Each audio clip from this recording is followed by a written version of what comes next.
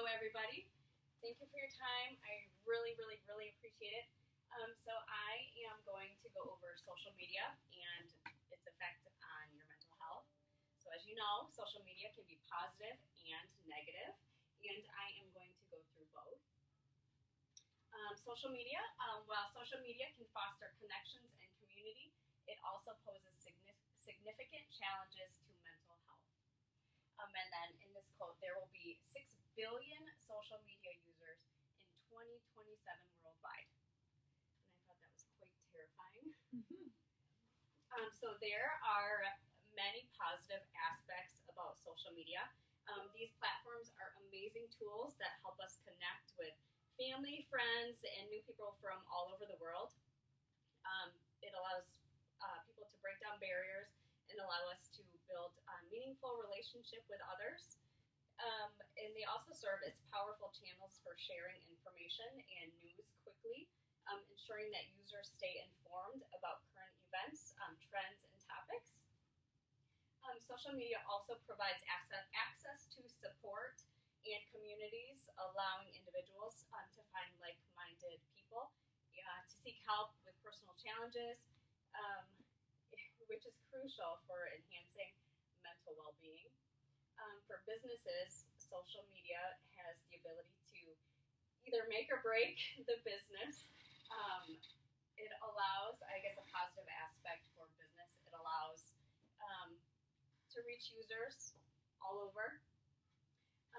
Let me see, and then I think another aspect about social media is it allows people to express themselves through art, writing, photography, videos, and I guess the connection with people.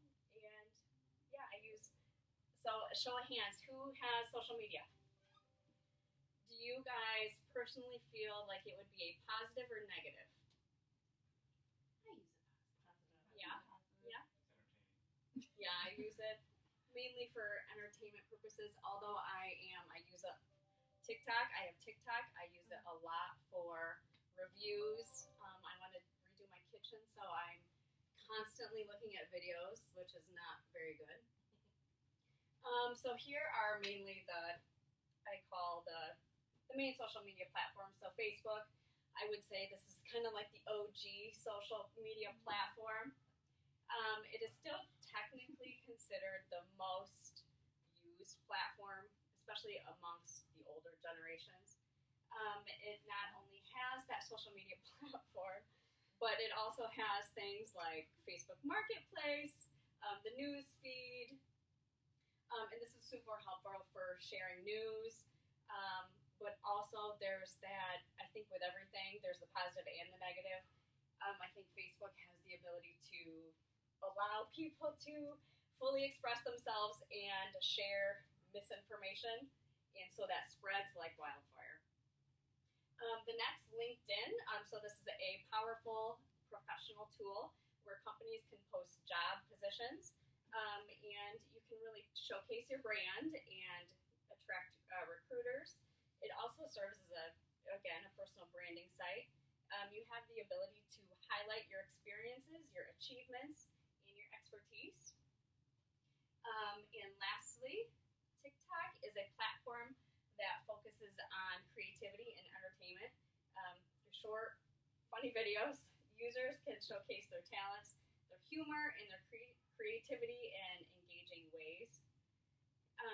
It also enables the formation of niche communities centered around shared interests and hobbies. And then all of these viral trends and hobbies that people do. I love TikTok.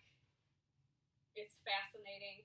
And I think, so I've had it for a couple years about COVID, and it's just so interesting to, you get to see a glimpse into other people's lives.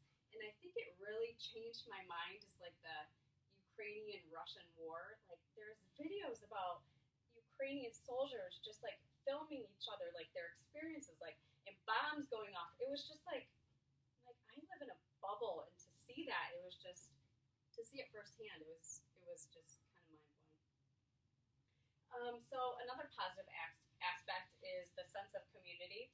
So it provides members with a sense of belonging and support. which they can feel valuable from that. People who don't feel, or people who feel isolated in real life, that allows them to make them feel like a part of something. And I think that's really prevalent in today's world, especially, the political aspect we're in. People are like struggling. So I think searching for that community is very important for people's mental health. And again, if you're looking for support or professional advice or friendships or communities, they can have a great place. This can be a great place to use social media. But again, it can also be a negative. You read all these misinformation. Okay, another positive is for business aspects. So 71% of consumers have had a positive experience with brand on social media, and they're likely to recommend their brand to family and friends. The advertising revenue in 2024 was $833 billion just with social media platforms. And businesses say 80% of buyers believe social media helps them make shopping decisions, and that's true. I use social media to look at reviews of products, but then at the same time, I'm consumed with all of this stuff where I feel like I need it, and I think that is a downfall for me. And also, with the positive, there is also a negative aspect. So, let's say I'm going to take the Taylor Swift. So during the Super Bowl, there was a C.J. Gardner-Johnson. He made a kind of a rude comment about Taylor Swift, and the Swifties did not like that. They kind of retaliated because C.J.'s parents owned a restaurant, and then they just kind of went after like Yelp and Google reviews, leaving negative comments about his family's restaurant. So I think that can have a negative, again, it spreads like wildfire. You hear one negative review, and it's just people are just so willing to jump on that. And okay, so now we are going to go into the world of influencers. So a social media influencer is an individual who has built a reputation and a following on the platforms like TikTok, Instagram, Facebook, or YouTube, allowing them to influence opinions and the purchasing decisions of their audience. Again, I remember when the whole influencing trend started. I was just out of high school, going into college, and I was working a job, and I would see these videos of these girls like purchasing this makeup, and I would leave my work on my lunch hour to go to the mall and buy that makeup because I'm like, oh my gosh, it's gonna make me look so good. Like, so I am heavily influenced by, and it was just I lived in a very small town. You don't see many different people other than what I look like. So opening that door to like seeing all of these lives was so intriguing. It's like, I live in a bubble. I had no idea how other people lived. So that was very interesting for me. And then I'm just going to speak on a couple top social media influencers. So if anyone who has kids, there's a influencer that goes by Mr. Beast. Or a husband. So he is known for his extravagant challenges and his brand collaborations.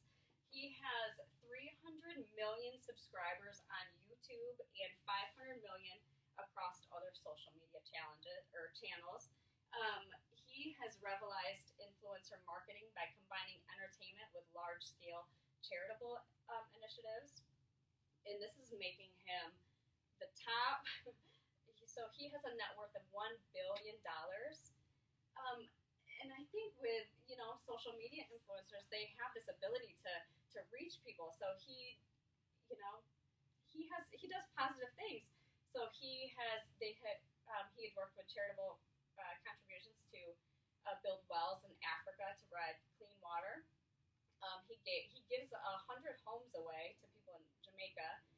He has partnered with food distribution sites to give over 1 million pounds of food.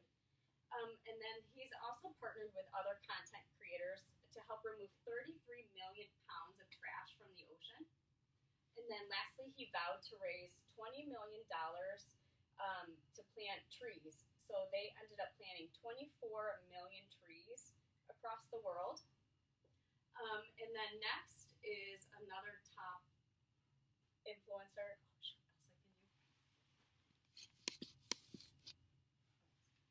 On TikTok. Yeah.